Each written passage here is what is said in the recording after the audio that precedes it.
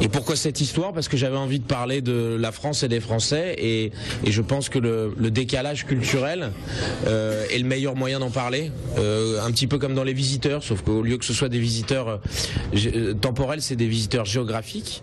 Ça, c'est moi, Férouz, et lui, c'est mon cousin, Mouzaffar. Le grand problème de notre pays, c'est que personne ne sait que nous existons. Mais un jour, notre grand chef a trouvé une idée géniale pour faire parler de nous, faire sauter la Tour Eiffel. Désignés volontaires, nous avons commencé par étudier la France. La France est un pays où on a privé l'homme du droit élémentaire de frapper les femmes. Non. Qu'est-ce qui se passe alors si elles parlent? Il faut les écouter. Et c'est ainsi qu'a commencé notre aventure avec la France. Mais c'est ça, c'est au travers du décalage culturel, et ben on redécouvre des choses auxquelles nous on fait plus attention, que ce soit dans nos qualités comme dans nos travers. On voit plus. Donc eux ils arrivent, Mouzaffar et Férouz, ils arrivent avec des yeux d'enfants, des yeux neufs, des yeux innocents, et ils font oh là là, voilà. Alors c'est-il les Français, la France aujourd'hui?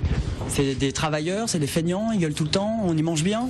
En tout cas, ce qu'on peut dire, c'est que il y a 2-3 bases de comportement de Français qui sont un peu les nôtres depuis 20-30 ans, et ça bouge pas tellement. C'est vrai que le Français est un peu râleur, il a tendance à être bougon, voire arrogant par moment.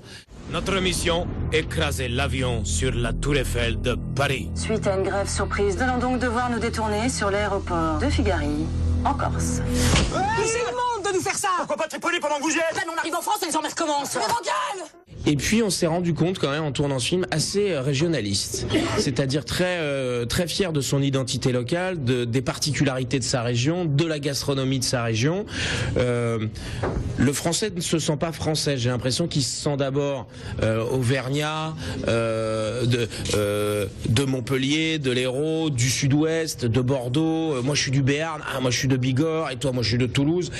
Et après on devient français. Mais ici, c'est pas la France, c'est Marseille. Ici, on a tout ce qu'ils ont pas. Le cagnard, les calangues, et puis les collègues. Oh, les collègues! Regardez dans mon cœur. Chaud ici, hein? C'est-à-dire que Vive la France, en fait, c'est un cri qui rassemble très peu de personnes. Parce que en province, on se dit que la France, bah, c'est les gros cons arrogants de Paris qui pensent que tout leur appartient. Et à Paris, on pense que la France, c'est les abrutis de province. Voilà. Et donc ça ne marche jamais. Et c'est pour ça qu'on essaie de faire un film pour mettre tout le monde sous le même chapeau. C'est pas ça la France, c'est un pays de droit humain, vous allez voir. Pour les erreurs médicales, il faut porter plainte auprès du procureur de la République en y joignant la victime et déposer de vrai. La procédure devrait prendre entre 4 et 5 ans.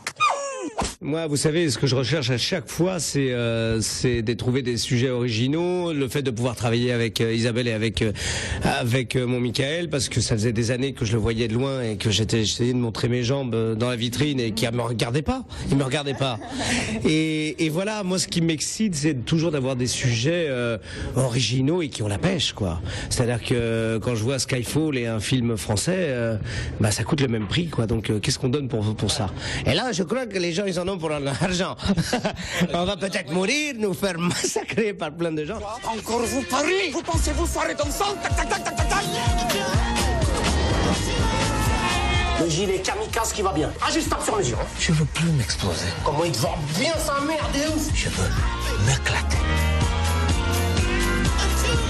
Mais c'est important d'avoir quelque chose qui soit en démesure et qui en même temps sur le papier en tout cas c'est dans la démesure, et à l'écran ça reste une déclaration d'amour extraordinaire à la France, parce que moi qui habite Paris, je peux vous dire que quand il y a un moment où on rentre dans Paris avec une musique de Brel et vous savez, n'importe quelle génération, il y a quand même un moment où vous avez quand même la chair de poule, parce que vous dites c'est quand même sublime. Quand on traverse toute la France, c'est absolument dément, et c'est vrai que par les temps qui courent, quand on voit tous les mauvais côtés, les aspects, les gens en train de hurler et machin, et que tout d'un coup on voit ça, on se dit merde quand même, quelle chance quoi, quelle chance. Il y a 80 millions de personnes qui viennent dans ce pays chaque année pour le visiter. Alors voilà, si nous on se réjouit pas un peu, c'est un film pour se réjouir. L'ablation du rein, c'est super bien passé. Elle est saine. Ah putain, qu'est-ce qui s'est passé avec monsieur là? Moi j'étais en RTT, En RTT. Oui, j'étais en RTT. Bah, vos grands malades! Le rôle a été écrit pour moi. J'ai pris ça comme un très beau cadeau et une belle déclaration d'amour. Déstabilisé par José, oui, ça c'est sûr. Oui, oui parce que son physique quand même, il est tellement beau, il est chatoyant, il a une peau si douce. Il est chatoyant. Zibline. Comment ça? Pareil, avec des poils qui s'ondulent.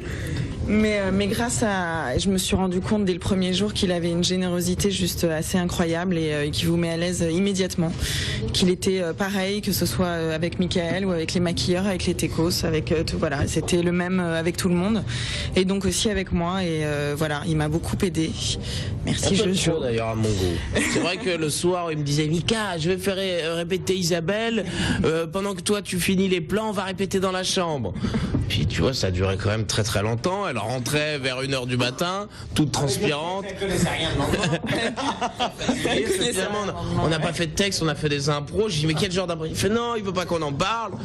J'ai trouvé qu'on était allé un peu loin dans la méthode Stanislavski quand même. Ouais, c'est une dernière spécialité française à vous faire découvrir. Ça s'appelle le ménage à 3. J'ai pas très envie de faire le ménage, moi. Hein. Oui, mais à 3, ça va aller plus vite. Et tourner avec Michael, bah non, c'était un vrai bonheur, une vraie joie.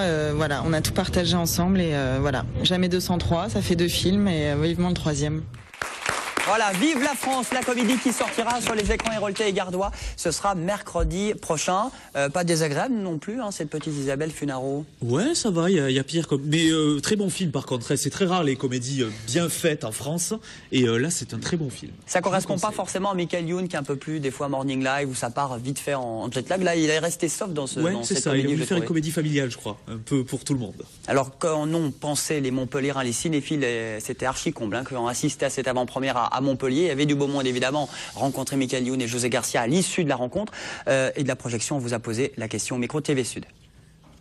Bah écoutez, le film est extraordinaire. Hein.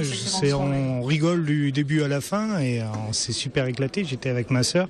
On a bien rigolé. Les scènes en déguisé ont super fait rire. C'était plus qu'amusant.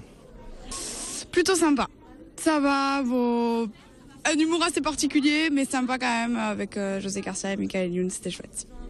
Le film très bien, pour une ambiance familiale sympa. J'ai trouvé ça bien. Et rencontrer les artistes? Bien. Surtout la fille, parce que je l'aime bien. Il paraît que tu lui as fait un câlin? Ouais. Ben, je l'ai aimé. Je l'ai aimé, ben voilà. Pourquoi? Pourquoi tu l'as aimé? Parce qu'il était bien et rigolo. Et donc, c'est qui ton acteur préféré dans le film? La fille.